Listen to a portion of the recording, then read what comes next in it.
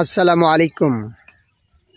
দেশ এবং দেশের বাইরে থেকে যারা আমাদের আজকের এই প্রতিবেদনটি দেখছেন তাদের সকলকে Hanifuddin agro farm and hatchery থেকে সুস্বাগতম জানিয়ে শুরু করছি আজকের প্রতিবেদনটি।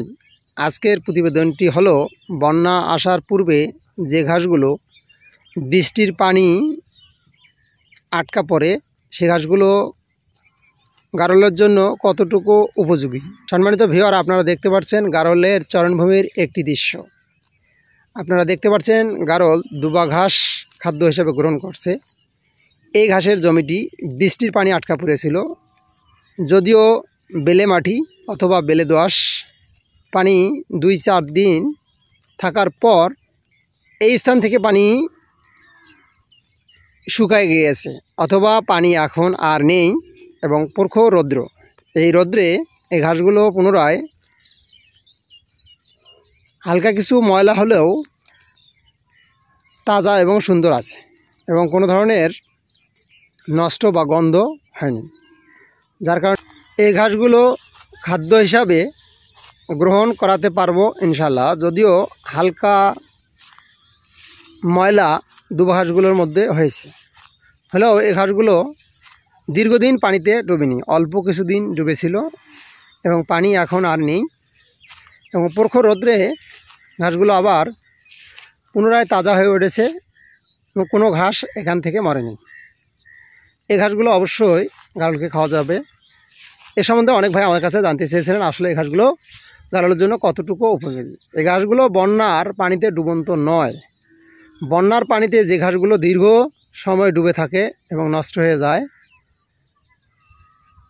বা শামুক সেখানে বাসা বাঁধে অথবা শামুকের বিচরণ থাকে, সেই সব স্থানে সেই ঘাসগুলোকে গারলকে খাওয়ানো যাবে না। আর বৃষ্টির পানি হালকা পাতলা 2-4 দিন 5 দিন যদি আটকা পড়ে কোথাও বা ডুবে থাকে ঘাসগুলো, সে ঘাসগুলো গারলকে চরণভূমি হিসাবে যদি কাদা না থাকে এবং পরিষ্কার থাকে তাহলে খাওয়ানো যাবে। আমরা এই ঘাসগুলো সকল সময়ে খাওয়াই থাকি। যদি এই স্থানগুলো বন্যাতে ডোবার পর যদি ঘাসগুলো মরে যায় অথবা নষ্ট হয়ে যায় এবং শামুকের বিচরণ থাকে, তখন আমরা এই ঘাসগুলো গারলকে আর কখনো খাওয়াবো না। বৃষ্টিতে ঘাসগুলো ধোয়া হলে বা পরিষ্কার হলে অথবা নতুন ঘাস এই ঘাসগুলো থেকে যখন গজাবে তখন আমরা এই ঘাসগুলো খাওয়াই থাকবো।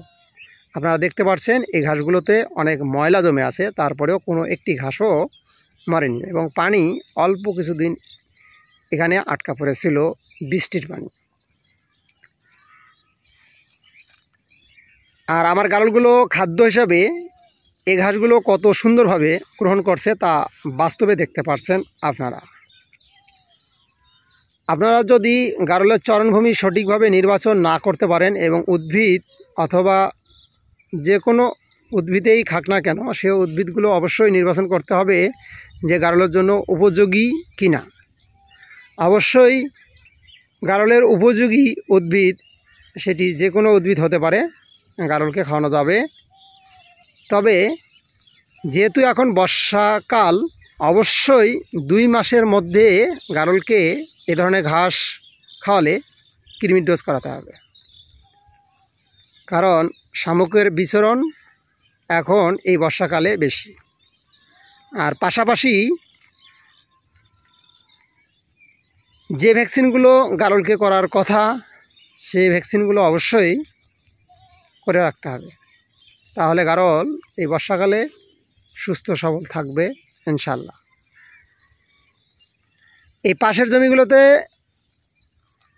পানি এখন 1 বুক গারলের অথবা কোনো কোনো জায়গায় সাঁতার, সেখানেও গারল সাঁতরিয়ে খাদ্য গ্রহণ করে আসছে, এতে কোনো সমস্যা নাই। যখন এই পানিগুলো টান ধরবে অর্থাৎ কমা শুরু হবে তখন এই ঘাসগুলো আর খাওয়ানো যাবে না।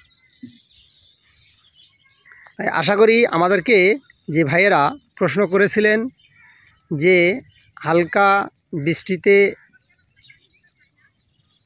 জলাবদ্ধতার ঘাস এবং বন্যা ডুবন্ত ঘাস কতটুকু গারলের জন্য খাদ্য হিসেবে গ্রহণ করা যাবে, আমাদের এই ভিডিওটি দেখে যদি আপনাদের বিন্দু পরিমাণ উপকার হয় তাহলে অবশ্যই আমাদের চ্যানেলটি সাবস্ক্রাইব করবেন আর লাইক দিয়ে পাশে থাকবেন। আর এর পরবর্তীতে আপনারা কোন বিষয়ে ভিডিও দেখতে চান সে বিষয়ে আমাদেরকে কমেন্ট করলে আমরা ওই বিষয়ে ভিডিও তৈরি করার চেষ্টা করব ইনশাল্লাহ। আগামী ভিডিও পর্যন্ত আমাদের সঙ্গে থাকবেন। সকলে ভালো থাকুন, সুস্থ থাকুন। আসসালামু আলাইকুম ওয়া রাহমাতুল্লাহি ওয়া বারাকাতুহু।